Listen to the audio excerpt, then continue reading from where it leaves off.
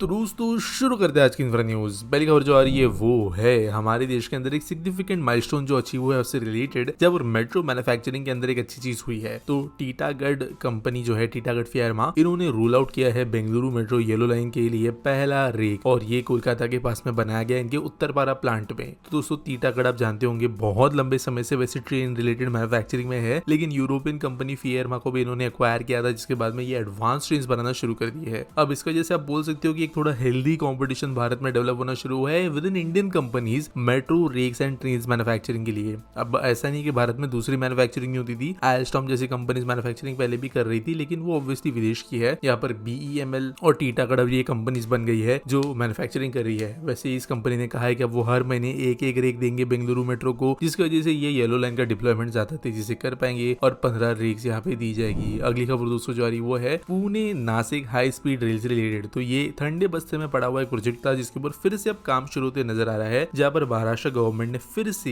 एक new DPR बनाकर submit कर दिया है सेंटर को अप्रूवल के लिए। तो पहले वाला DPR अप्रूव नहीं हुआ था, तो यहाँ पर एक नया DPR भेजा गया है। देखते हैं किस तरीके से गवर्नमेंट इस प्रोजेक्ट को देखती है। अगली खबर दोस्तों जारी वो है उत्तर प्रदेश से। जाके सरकार ने कोलैबोरेट किया है गूगल के साथ में एक नया इनिशिएटिव शुरू करने के लिए, जिसका नाम है बीज से बाजार। तो बेसिकली एक ओपन नेटवर्क और एजेंट फ्रेमवर्क है, जहाँ पर कई सारे AI मॉडल्स का इस्तेमाल किया जाएगा जो एग्रीकल्चरल चैलेंजेस एंड इश्यूज को एड्रेस करेगा। Soil health, crop yield maximisation, assert, acreage management, farmer advisory services, dynamic market place management, agriculture produce को संभालना, ये सब चीजें की जाएगी। यहाँ पर वैसे कंपनी के अंदर वर्ल्ड बैंक वगैरह की भी फंडिंग है। ये प्रोजेक्ट काफी बड़ा है। अब उम्मीद करते हैं कि जो किसान है उनको इसका फायदा मिलेगा। अगली खबर दोस्तों ये चंडीगढ़ से, जहाँ पर डिजिटल इंडिया मिशन के अंतर्गत हरियाणा गवर्नमेंट ने लॉन्च किया एक ambitious program in collaboration with BSNL to provide fibre to home internet to government institutions in gram panchayat. तो यहाँ पर वैसे भारत नेट प्रोग्राम के अंतर्गत वैसे तो सब जगह पे पहुंच ही गया था, लेकिन यहाँ पर ये फ्री में प्रोवाइड करने वाले हैं फाइबर ऑप्टिक नेटवर्क्स और भी रिमोट इलाकों में। यहाँ पे वैसे सक्सेसफुली 31,741 कनेक्शंस ऑलरेडी दे दिए गए थे, जिसकी वजह से 130 करोड़ अलग अलग गवर्नमेंट्स में जुड़े हैं। अब यहाँ पे हरियाणा जो है और ज्यादा तेजी से इस प्रोग्राम को आगे बढ़ाने वाला है ज्यादा हाई स्पीड इंटरनेट से। अगली खबर दोस्तों ये US और इंडिया के कोलैबोरेशन से रिलेटेड, जहाँ पर हम बनाने वाले हैं मिलकर सोनो बुएज। तो बेसिकली दोस्तों अंडर सी सबमरीन जो होती है उसको ट्रैक करने का इक्विपमेंट है जो सोनार का इस्तेमाल करता है, और इंडियन पब्लिक सेक्टर अंडरटेकिंग जो है भारत डायनेमिक्स लिमिटेड और US कंपनी यूरा अल्ट्रा मैरिटाइम, ये दोनों मिलकर यहाँ पे इसके लिए काम करेंगे। ऑब्वियसली ये क्योंकि डिफेंस का इशू है तो नेशनल सिक्योरिटी के लेवल पे दोनों देशों की बात होगी, और इसके वजह से जो है हमें काफी मदद मिल सकती है। आप जानते हो चाइना के पास में बिगेस्ट फ्लीट ऑफ सबमरीन आज के डेट में भारत डेवलप कर रहा है। बांग्लादेश को भी उन्होंने सबमरीन गिफ्ट किए हैं। तो ये एंटी सबमरीन जो आप कहे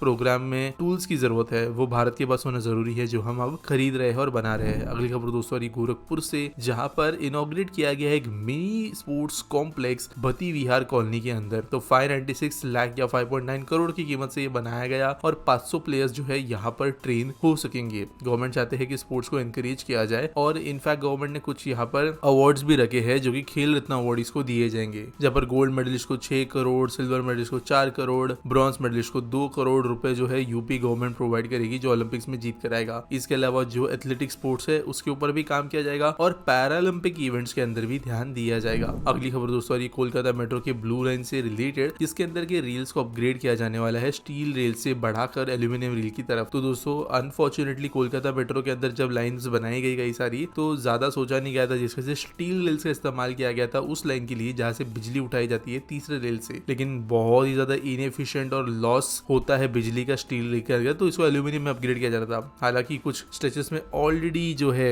एल्यूमिनियम लाइन्स लगा दी गई है, श्याम बाजार से लेकर सेंट्रल स्टेशन के अंतर्गत, और अभी बेलघाशिया से लेकर टॉलीगंज के बीच में भी एल्यूमिनियम लाइन्स को लगाने का काम होने वाला है। अगली खबर दोस्तों जो आ रही है वो है वेस्ट बंगाल से, जहाँ पर जो ट्रांसपोर्ट डिपार्टमेंट ने मंडे को लॉन्च किया special services at major transport lines between big hospitals in the city. तो बेसिकली 368 एक्स्ट्रा बसेस जो है उनको ऑपरेट किया जाने वाला है, जो कि अलग अलग हॉस्पिटल्स को जोड़ेगी। यहाँ पे ऑब्वियसली एक बार के हिसाब से काफी ज्यादा बसेस का डिप्लॉयमेंट साथ साथ हुआ है, और सेक्टर 5 और न्यू टाउन के अंदर से भी मैक्सिमम डिप्लॉयमेंट हुआ है। ट्रांजिट पॉइंट्स यहाँ पर हावड़ा, सियालदा, एस्प्लेनेड ये सब जगह पे होंगे। अगली खबर दोस्तों जो आ रही है वो है अशोका बिल्डकॉन से रिलेटेड, जिन्होंने अनाउंस किया है कि उनकी जो एक होली ओन्ड सब्सिडरी है अशोका वोवई चंदा घुसकारा रोड प्राइवेट लिमिटेड, इन्होंने साइन किया है कंसेशन एग्रीमेंट NHAI के साथ, जिसके अंतर्गत अंतर्गत ये डेवलपमेंट करेंगे 4 lane economic corridor in West Bengal under hybrid annuity mode. तो कॉन्ट्रैक्ट वैल्यू है 1391 करोड़ का। यहाँ पर कंस्ट्रक्शन ऑब्वियसली जो मैंने स्ट्रेच बताया वो होगा किलोमीटर 89,814 से लेकर 133 के बीच में और 910 दिनों के अंदर इसे कंप्लीट करने के कॉन्ट्रैक्ट में बात कही गई है। अगली खबर दोस्तों ये दिल्ली मेट्रो से, जहां पर बिड्स इनवाइट कर दी है। दिल्ली मेट्रो साकेत से लेकर लाजपत नगर तक नई लाइन बनाने के लिए और कॉन्ट्रैक्ट जो है यहाँ पर अब अलग अलग कंपनीज के द्वारा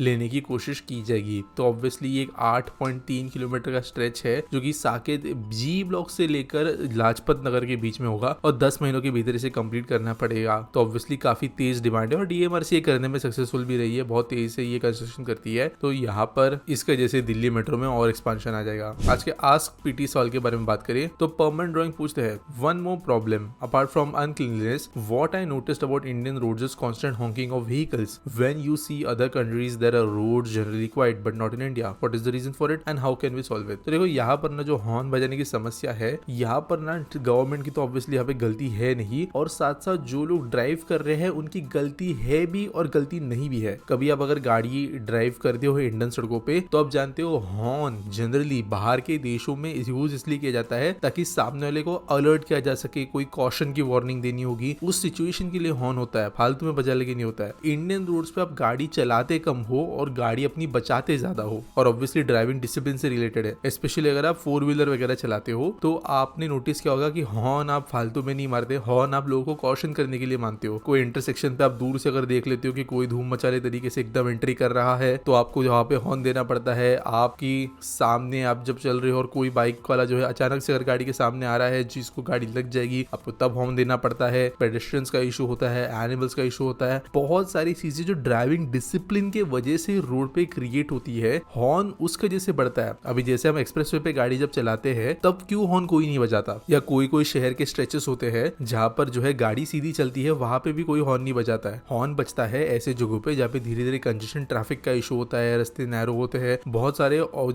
सारे आप कहे तो डिस्ट्रैक्शंस होते हैं या कहे तो ऑब्स्ट्रक्शंस होते हैं, उस समय पर हॉर्न का इस्तेमाल बढ़ जाता है। और देश में डिसिप्लिन ना होने की वजह से ये जो सिनेरियोज है ऑब्स्ट्रक्शन, कंजेशन और कहीं ना कहीं पे अनसर्टेनिटी होने के, ये हॉर्न के यूजेज के नंबर को बहुत हद तक बढ़ा देते हैं। इसीलिए कई शहरों के नए एरियाज के अंदर हॉकिंग कम है और पुराने एरियाज के अंदर बहुत ज्यादा, क्योंकि वो सेम जो चीजें है यहाँ पे कोरिलेट करती है। हालांकि कुछ आपको अजीब से जो डीओ के अंदर नियॉन कपड़े पहन के घूमने वाले लोग हैं वो नजर आएंगे जो बिना मतलब खाली सड़क रात को 2 बजे भी हॉर्न बजाते हुए भागते हैं, तो इनको यहाँ पर मैं कंसिडर नहीं कर रहा। उम्मीद करता हूँ सवाल का जवाब मिल गया होगा। आपके पास कोई सवाल है आप कमेंट सेक्शन में मुझे पूछ सकते हो। अगर कोई न्यूज सबमिट करनी है तो उसके लिए भी आपको डिस्क्रिप्शन में एक लिंक मिल जाएगी। मिलेंगे अगले वीडियो में।